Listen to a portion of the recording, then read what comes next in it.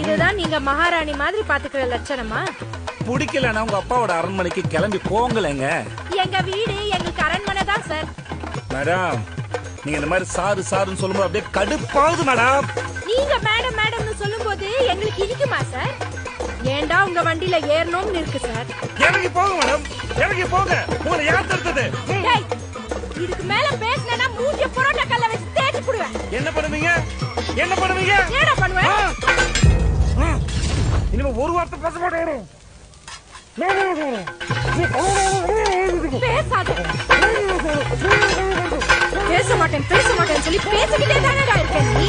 இந்த கட்டினாலும் வாய் ஓய்தா பாரு.